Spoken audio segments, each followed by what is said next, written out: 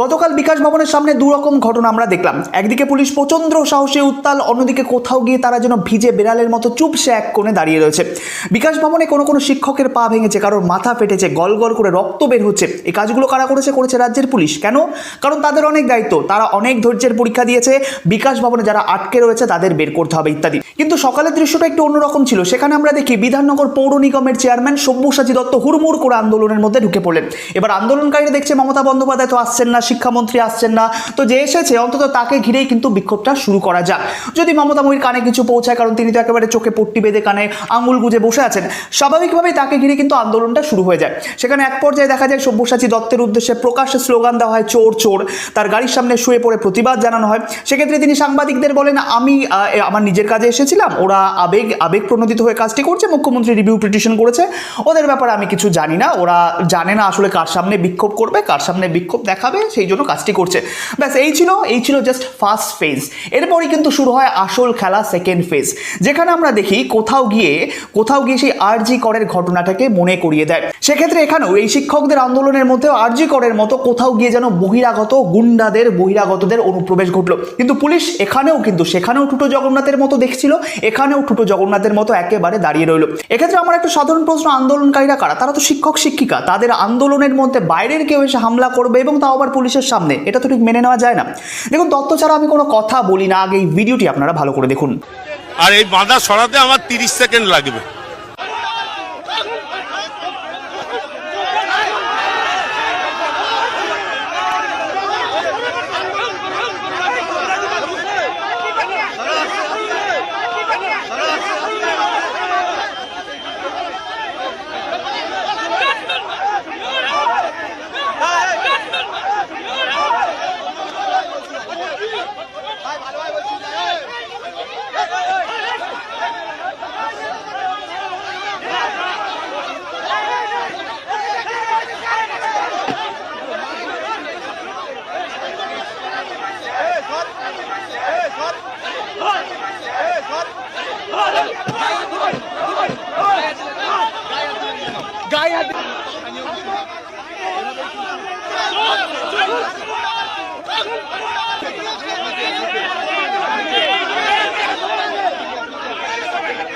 কিছুক্ষণ আগেই একজন সাংবাদিককে নিগৃহীত হতে হয়েছে।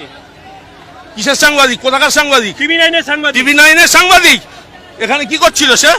কি করছিল আমার গাড়ির সামনে? সে তো কভার করতে এসেছিল আমাকে। চলুন, সেটা ওরা শিক্ষক কিনা আমার ডাউট আছে। এক্ষেত্রে স্পষ্ট পুলিশ কোনো পদক্ষেপ নেয়নি। কোথাও সাংবাদিকদের ধাক্কা দেওয়া হচ্ছে, কোথাও মোটর সাইকেলের হেলমেট দিয়ে মাথায় আঘাত করা হচ্ছে এবং সব থেকে নক্কারজনক ঘটনা, মাটিতে ফেলে শিক্ষকদের মারা হচ্ছে। এসব কোথায় হচ্ছে? রাজ্যের প্রশাসনিক ভবন, পশ্চিমবঙ্গ রাজ্যের প্রশাসনিক ভবন বিকাশ ভবনের সামনে। এসব হামলার বিরুদ্ধে পুলিশ কোনো ব্যবস্থা নিল না, সুমোটো মামলা করলো না। প্রশ্নটা হচ্ছে কেন?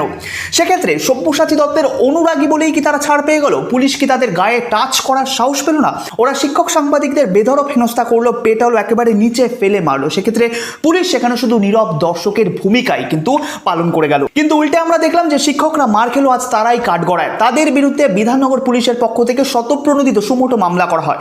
মানে বুঝতে পারছেন রাজ্যটা কোথায় যাচ্ছে, কিভাবে চলছে। সব্যসাচী দত্ত তিনি নাকি জনপ্রতিনিধি, কিন্তু তার মুখের ভাষাকে খেয়াল করছেন। তিনি বলছেন এই চল ভাগ, এবার শো কত শুবি, দেখি তোরা কত শুতে পারিস। তিনি আরো বলেছেন এসব সরাতে আমার 30 সেকেন্ড সময় লাগবে।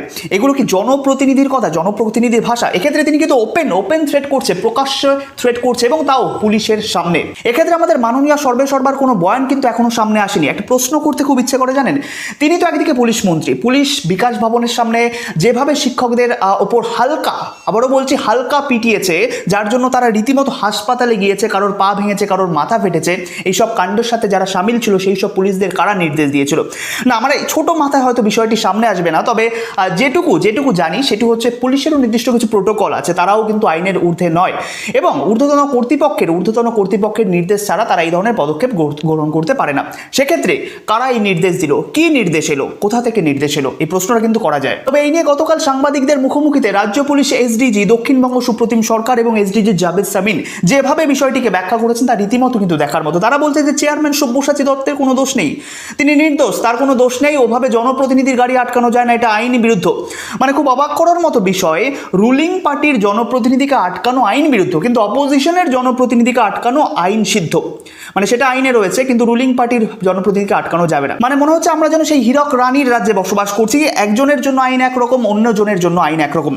এবার আসছে আমাদের পশ্চিমবঙ্গের সংবাদ মাধ্যমের কিছু কথা, যেটা না বললেই নয়। এরা সন্ধ্যাবেলা হলেই দৌড়ঝাঁপ করবে, চেঁচামেচি করবে, কিন্তু নিজের কর্মীদের বিরুদ্ধে হওয়া দুর্ব্যবহারের বিরুদ্ধে এরা আওয়াজ তুলবে না, তুললেও কিন্তু খুব সামান্য মৃদু স্বরে। সাংবাদিকদের ডেকে বৈঠক তো মুখ্যমন্ত্রী করেন। আপনারা যান না, সরাসরি লাইভে গিয়ে তাকে প্রশ্ন করুন, ভিডিও দেখান, ফুটেজ দেখান, আইনত ব্যবস্থা নিন। আপনারা গণতন্ত্রের চতুর্থ স্তম্ভ, এবং আপনাদের দেখেও তো সাধারণ মানুষ একটু শিখবে। আপনাদের যথেষ্ট রিসোর্স আছে, প্রসাধন আছে, কিন্তু আপনারা তা করবেন না। কাজের বেলা একেবারে যেন ফাটা ঢোল। আপনাদের কর্মীদের উপরই কিন্তু হামলা হয়েছে, এক্ষেত্রে আওয়াজ তোলার দায়িত্বও কিন্তু আপনাদের। গণমাধ্যম কিন্তু সমাজকে অনেক শিক্ষা দেয়, এবং গণমাধ্যম থেকেও সমাজ অনেক শিক্ষা গ্রহণ করে। সুতরাং সংবাদ মাধ্যমকেও কিন্তু দায়িত্বশীল হওয়া উচিত। যাই হোক, আজকের প্রতিবেদন এই পর্যন্ত। এ বিষয়ে আপনাদের মন্তব্য অবশ্যই কমেন্ট করে জানাবেন কমেন্ট বক্সে। কমেন্ট বক্স আপনাদের জন্য খোলা রইল, এবং ধন্যবাদ সকলকে সঙ্গে সুমন্তর আজকের এই বিশেষ প্রতিবেদনটি দেখার জন্য। সকলে ভালো থাকবেন, দেখা হচ্ছে অন্য একটি গুরুত্বপূর্ণ প্রতিবেদনের সাথে।